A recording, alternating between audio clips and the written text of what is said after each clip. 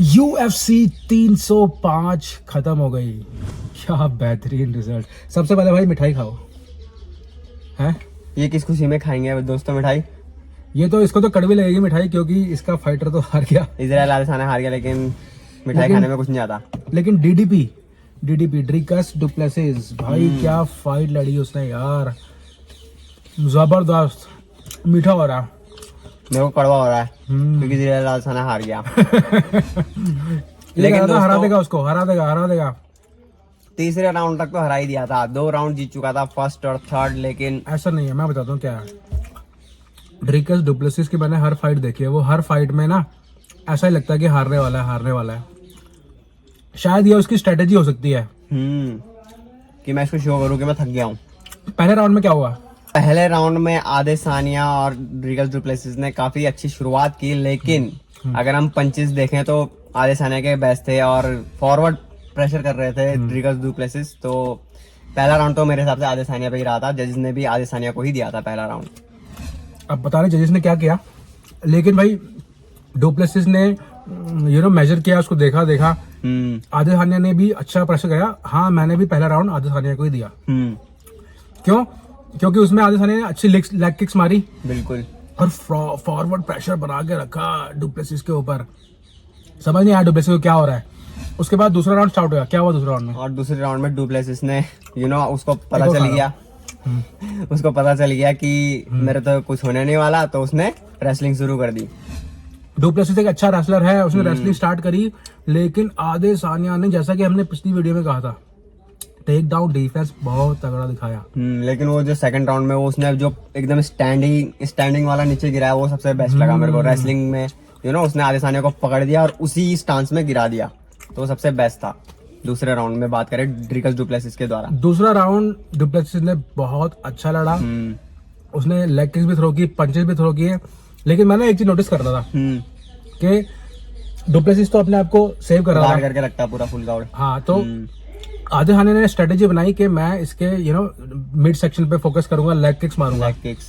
लेकिन भाई बीच में ना डुप्लेसिस जो है वो कनेक्ट कर रहा था पंचेस आदेसानिया के साथ। मैंने ये फील किया कि थोड़े टाइम के बाद आदेसानिया को ऐसा फील हुआ कि यार इसके पंचेस में ना ज्यादा पावर है। बिल्कुल ज्यादा पावर है इसके पंचेस में। भले ही वो बहुत ही अनऑर्थोडॉक्स टाइप का फाइटर है, मतलब किस तरीके से लड़ता कोई वो नहीं है। ऐसे फाइटर को ना टेक्निकल फाइटिंग में हराना मुश्किल होता है, क्योंकि वो कहीं से भी पंचेस थ्रो करता है। और एक पंचेस काफी था उसके लिए ना। उसके पंचेस हमेशा पावरफुल रहते हैं। उसकी सारी प्रीवियस फाइट्स मैंने देखी है, और विटेकर ने भी यही बोला था कि भाई वो मतलब कनेक्ट करता है ना जब, तो बहुत हार्ड कनेक्ट करता है। आदेसानिया को ये फील होना शुरू हो गया था सेकंड राउंड में। ठीक है।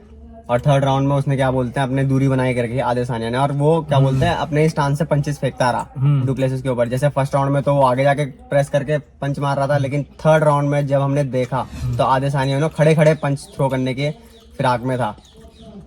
जो वो है ना डोमिनिक क्रूज कमेंटेटर, उसने भी ये बोला कि जो बंदा फॉरवर्ड जा रहा है वो जीत रहा है एक्सचेंजेस। सही बात है ना। और आप देखोगे ना अगर फाइट में, तो तीसरे राउंड में डुप्लेसिस ने अच्छे कनेक्ट किए थे शॉट। उसका जो हुक था ना, उसने तो एक नॉकडाउन भी किया था।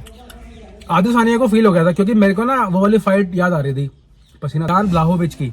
उसमें भी आदेसानिया ना ज्यादा ही एक्टिंग कर रहा था। जब वो ओवर एक्टिंग करता है ना, तब ऐसा फील होता है कि वो टायर्ड हो रहा है। एक टेक डाउन में तो आदेसानिया भी जोर सांसें ले रहा था। ऐसा फील हो रहा था कि आदेसानिया थक रहा है। दोनों बराबर थक चुके थे, लेकिन पावर ज्यादा ड्रिकस के पास थी और उसी का फर्क पड़ा। और चौथे राउंड में हम सबको पता ही है, उसको एक मौका चाहिए था ड्रिकस को।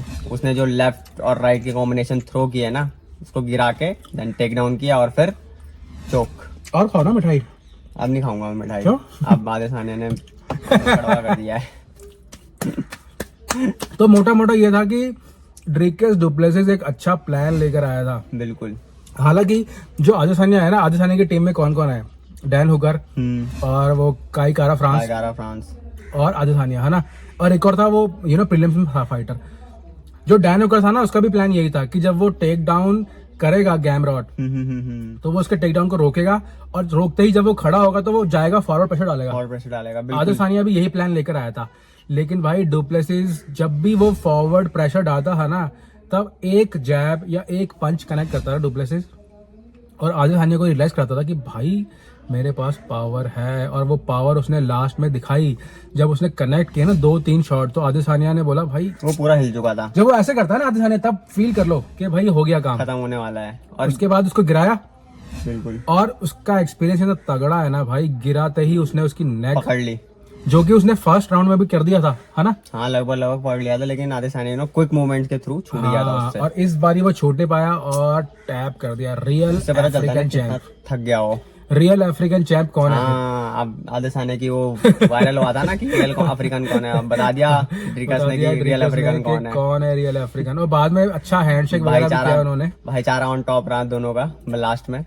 और जब ड्रिकस से पूछा कि अगला फाइट वो किससे लड़ेगा, तो इसने बोला I don't give a shit कि कौन लड़ेगा मुझसे, the only thing I care about is and still कौन रहा? Dricus du Plessis. बहुत तगड़ी फाइट थी यार, मेरे को तो बहुत मजा आया फाइट देखने बहुत में। बढ़िया फाइट थी।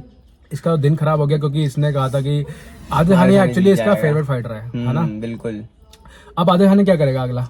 अब देखते हैं। आदेसानिया तो मिठाई खा रहे हैं, हमको कड़वा लग रहा सब चीज। तो आदेसानिया वही है, उसने बोला है कि वो छोड़ेगा नहीं, तो क्या पता हमको जल्द ही उनकी फाइट देखने को मिले किसी रैंक फाइटर के साथ। Adesanya in his last 4 fights lost 3 of them. बिल्कुल, लास्ट फाइट भी स्ट्रिकलैंड के साथ हार गया था, एक वो परेरा के साथ हार ही चुका था, और लास्ट वो जीता था परेरा के साथ, परेरा के साथ जीता था भाई। वो तुक्का लग गया था, वो भी हारने वाला था वो। हाँ, वो भी एकदम से ही आया था। एक्चुअली अब ना पता लग चुका है लोगों को, अब उसके सीक्रेट्स बाहर आ चुके हैं, उसे कैसे हराना है। बिल्कुल। दूसरी चीज, अब ना एक इनविंसिबल ऑरा भी होता है बंदे का ना, जैसे हबीब का था, उसको कोई नहीं हरा पाया तो बंदा थोड़ा नर्वस भी होता था। अब तो यार जो उससे लड़ता है ना, वो देखता है उसने भी हरा दिया, उसने भी हरा दिया, तो यानी कि इसको हराना आसान है। मैं को उल्लू थोड़ा ना हूं जो मैं उसको हरा नहीं सकता। बिल्कुल फुल प्रूफ प्लान के साथ आते हैं सारे फाइटर्स, और जो अच्छा एग्जीक्यूशन करता है वहाँ पे वो जीत जाता है, जैसे ड्रिकस ने करा। तो ये थी UFC 305 की मेन इवेंट की फाइट। ऐसे ही वीडियोस के लिए चैनल को कीजिए सब्सक्राइब, UFC समाचार। तब तक के लिए फिर मिलेंगे आपसे नेक्स्ट वीडियो में, जब हम दूसरे एनालिसिस भी करेंगे दूसरी वीडियोस का। चैनल को सब्सक्राइब कर लीजिए अभी, और मजेदार कंटेंट आपके लाते रहेंगे। और वीडियो को कर दीजिए लाइक। Bye bye.